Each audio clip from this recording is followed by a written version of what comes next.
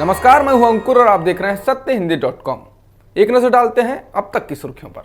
उत्तर प्रदेश में आज दूसरे चरण के लिए 55 सीटों पर मतदान हो रहा है। इन सीटों पर 586 उम्मीदवार मैदान में हैं और 2 करोड़ मतदाता 17,000 मतदान केंद्रों पर अपना वोट डाल रहे हैं। इस दौरान सुबह 9 बजे तक कुल औसतन मतदान 9.45% हुआ है।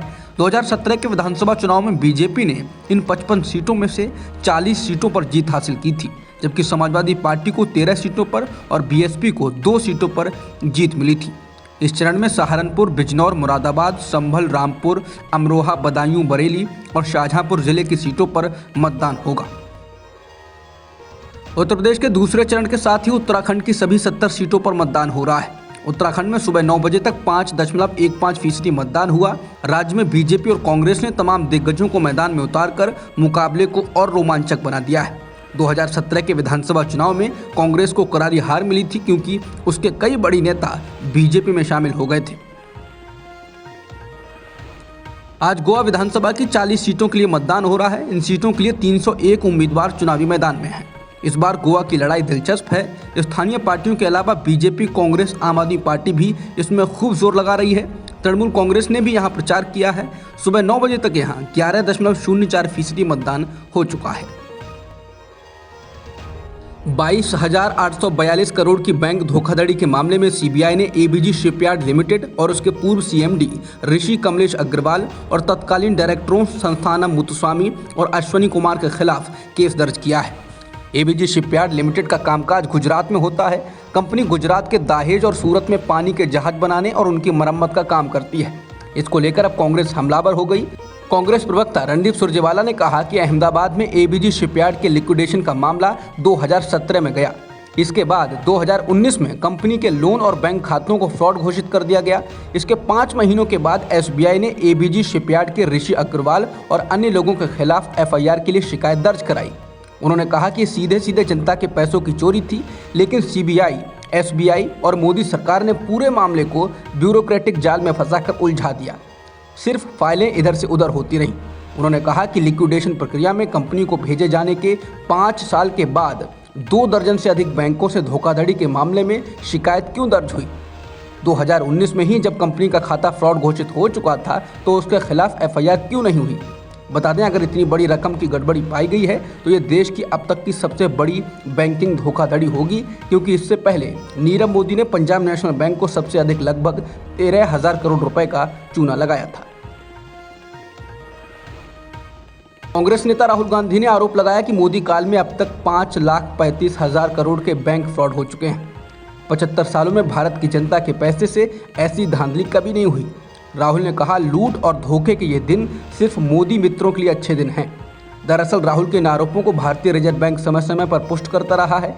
यानी राहुल ने जो आरोप लगाए हैं वो भारतीय रिजर्व बैंक की पिछले साल आई रिपोर्ट के आधार पर हैं। भारतीय रिजर्व बैंक की कुछ महीनों पहले आई वार्षिक रिपोर्ट में कहा गया था कि बैंक धोखाधड़ी में वृद्धि हुई है। आरबीआई की इस रिपोर्ट के मुताबिक 2014-15 से बैंक धोखाधड़ी के मामले और राशि में तेजी से वृद्धि हुई। बैंक घोटालों को लेकर भारतीय किसान यूनियन के नेता राकेश टिकैत ने कहा है कि हिजाब पर नहीं, देश में बैंकों के हिसाब यानी घोटालों पर आंदोलन करो मेरे प्यारे देशवासियों। यही हालत रहे तो देश बिकती देर नहीं लगेगी और हम ऐसा होने नहीं देंगे। कारवार स्थित रामकृष्ण आश्रम ने हिजाब मामले में मुस्लिम छात्राओं का प्रतिनिधित्व करने वाले वकील देवदत्त कामत का बचाव करते हुए कहा है कि कर्नाटक के स्कूलों और कॉलेजों में हिजाब को लेकर होने वाला घातक विवाद अनावश्यक और शांति और सद्भाव के हित में नहीं है।